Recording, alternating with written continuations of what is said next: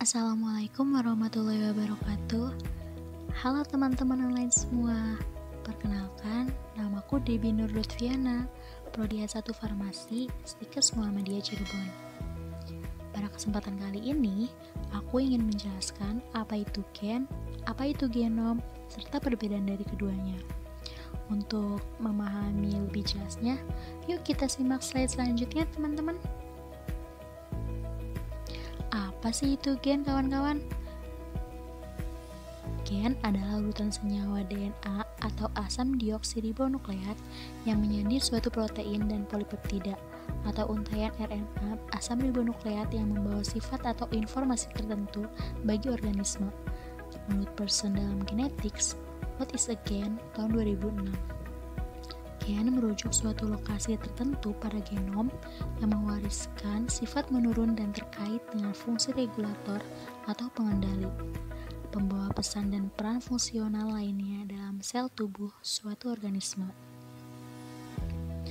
Gen ini diwariskan oleh suatu individu kepada keturunannya melalui suatu proses reproduksi bersama-sama dengan DNA yang membawanya. Dengan adanya gen, bentuk, sifat, dan fungsi kehidupan organisme dapat terjaga dari waktu ke waktu dari generasi ke generasi. Gen ini tuh terletak di inti sel dan tersusun atas DNA deoksiribonukleat, di mana sekumpulan DNA akan membentuk struktur padat yang disebut kromosom. Nah, molekul ini, DNA ini yang diturunkan dari orang tua kepada keturunannya. Pada manusia dan banyak makhluk hidup lain, untuk setiap karakter akan mendapatkan dua salinan gen dari masing-masing orang tua, sehingga disebut sebagai organisme diploid karena mewarisi satu set kromosom dari masing-masing orang tua. Gen yang dimiliki oleh manusia merupakan percampuran antara gen dari ayah dan gen dari ibu. Maka dari itu, ketika seseorang memiliki ciri atau karakteristik tertentu, ciri tersebut juga dapat dilihat dari orang tuanya. Nah, di sini aku ingin menjelaskan juga struktur dari gen.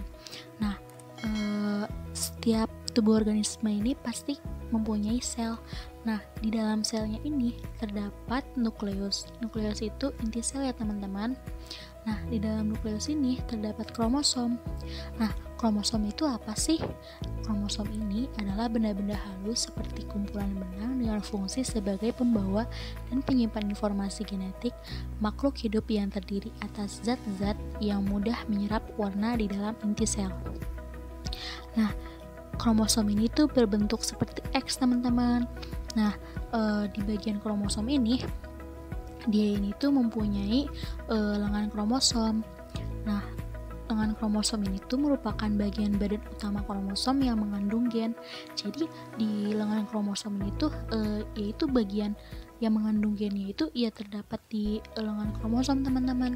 Nah, setiap kromosom ini tuh mempunyai dua lengan. Bisa dilihat ya teman-teman pada gambar. Di situ mempunyai dua lengan. Nah, setiap lengan kromosomnya itu terdapat benang halus yang terpilin. Lengan dibungkus oleh selaput tipis dan di dalamnya terdapat matriks yang berisi cairan bening yang mengisi seluruh bagian lengan. Cairan ini mengandung benang-benang halus yang berpilin yang disebut kromonema. Nah, teman-teman, bagian ini tuh berwarna lebih gelap karena menyerap zat warna gitu. Nah, selanjutnya ini di tengah itu, bagian tengah itu yang di bulat tengah itu tuh yang warna merah, itu disebut sentromer. Sentromer ini atau ada yang menyebutnya juga kinetokor, itu adalah pusat kromosom yang membagi kromosom menjadi dua lengan. Bagian ini tuh berwarna lebih terang karena kurang menyerap zat warna. Jadi kalau lengan kromosom ini zatnya menyerap zat warna, jadi warnanya lebih gelap, tapi sentromer ini tuh warnanya lebih terang karena kurang menyerap zat warna, teman-teman. Nah, sentromer ini tuh bagian kepala kromosom yang berbentuk bulat. Bagian kepala ini merupakan pusat kromosom dan membagi kromosom menjadi dua lengan. Jadi yang membagi dua lengan ini tuh adalah membagi dua lengan di kromosom itu adalah sentromer, teman-teman.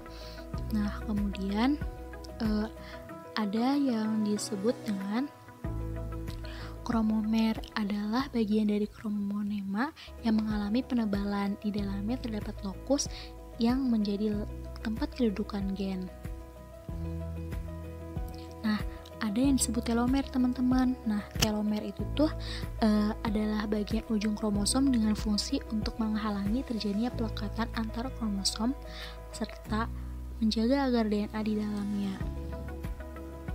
Nah, selanjutnya aku di sini ingin menjelaskan apa itu DNA, teman-teman. Secara umum, struktur DNA ini yang konvensional adalah helix ganda atau double helix ya, teman-teman. Jadi double helix berarti dua punya itu ya. Nah, tersusun atas basa nitrogen adenin, guanin, timin, dan sitosin. Nah, bisa dilihat ya teman-teman tuh ada timin, adenin, guanin, sitosin. Nah, dan merupakan polimer dari monomer nukleotida atau fosfat gula deoksiribosa basa nitrogen. Nah, terus ada gen. Nah, fungsi gen ini adalah sebagai partikel tersendiri dalam kromosom, membawa informasi genetik dari generasi ke generasi. Yang ketiga ini, fungsi dari gen adalah mengatur proses metabolisme dan perkembangan pada organisme. Pada slide selanjutnya, aku di sini ingin menjelaskan apa sih itu sifat gen, teman-teman. Nah, sifat gen ini tuh ada 3. Yang pertama, mengandung materi genetik dan dapat menduplikasikan diri. Yang kedua, setiap gen memiliki fungsi yang berbeda-beda. Yang ketiga, ditentukan oleh kombinasi basa nitrogennya. Apa sih itu genom, teman-teman? Nah, genom itu adalah salah satu set DNA komplit dari suatu organisme, gen termasuk di dalamnya. Genom mengandung semua informasi yang diperlukan untuk membentuk dan menjalankan fungsi organisme. Ukuran genom merupakan jumlah total DNA yang terkandung dalam satu salinan lengkap genom. Genom manusia disebut genom Homo sapiens yang terdiri dari 23 kromosom yang berpasangan dengan lebih dari 3 miliar base pair DNA atau pasangan basa. Pada tubuh manusia setidaknya ada 3 juta pasangan DNA dan semuanya ini terdapat di dalam inti setiap sel. Wah, jadi kita tahu berarti kromosom yang berpasangan itu lebih dari 3 miliar, banyak banget ya teman-teman. Nah, setidaknya itu di dalam tubuh manusia itu ada 3 juta pasangan DNA. Wah, banyak banget teman-teman ya. Terus penjelasan selanjutnya adalah secara umum kandungan DNA keseluruhan dalam satu sel dikenal sebagai genom organisme. Hal ini berlaku bagi banyak organisme, tetapi dalam beberapa virus mereka hanya memiliki RNA, sehingga genom mereka adalah jumlah total konten RNA. Dalam biologi molekuler modern, genom adalah seluruh kuantitas informasi keturunan, sehingga mencakup gen dan urutan DNA atau RNA non-coding. Istilah genom juga dapat diterapkan untuk merujuk kepada isi genetik tertentu. Misalnya, kandungan total DNA inti pada sel disebut genom inti, dan kandungan DNA total mitokondria disebut genom mitokondria. Selain itu, genom juga dapat terdiri dari unsur-unsur genetik non-kromosom seperti virus, plasmid, dan unsur yang dapat berpindah. Studi tentang sifat terkait genom organisme disebut genomik. Evolusi genom dapat diidentifikasi dengan bantuan komposisi genom yang meliputi ukuran genom dan proporsi DNA non-berulang dan berulang-ulang. Jika kita mempertimbangkan genom manusia mengandung 23 kromosom, dari 23 hanya satu kromosom yang menentukan jenis kelamin, sedangkan sisanya 22 kromosom adalah kromosom autosomal. Jadi teman-teman yang tadi kita udah jelaskan pada slide sebelumnya, jadi di tubuh manusia ini tuh mengandung 23 kromosom ya teman-teman.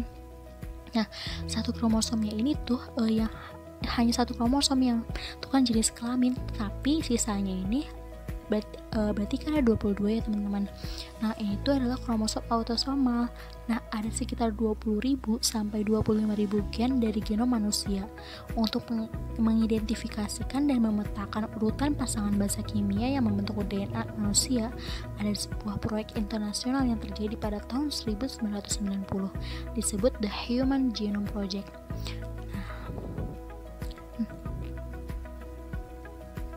Nah, ini gambarannya teman-teman, project The Genome Nah, pada tahun 1990 ya teman-teman. Nah, selanjutnya apa sih perbedaan gen dan genom? Nah, yang pertama, perbedaannya adalah gen ini adalah segmen atau bagian dari molekul DNA, sementara genom adalah kandungan total DNA dalam sel. Jadi, kita bisa diingat ya teman-teman, kalau misalnya gen ini adalah bagian, jadi setengahnya itu adalah molekul DNA, tetapi genom ini tuh hampir seluruhnya itu DNA ada di dalam sel si genom, teman-teman. Nah, perbedaan yang kedua ini, gen mengkode untuk protein, tetapi genom itu sendiri tidak dapat mengkode untuk protein karena mengandung hampir semua DNA. Perbedaan yang ketiga adalah studi tentang sifat gen yang disebut sebagai genetika, dan sementara studi tentang sifat dari genom yang disebut sebagai genomik. Nah, yang keempat ini, perbedaan yang terakhir ini adalah secara umum organisme memiliki satu genom tetapi memiliki ribuan jutaan gen dalam organisme tertentu. Nah, sudah mencapai slide terakhir ya teman-teman. Semoga apa yang saya sampaikan bisa bermanfaat bagi teman-teman semua. Kurang lebihnya saya mohon maaf.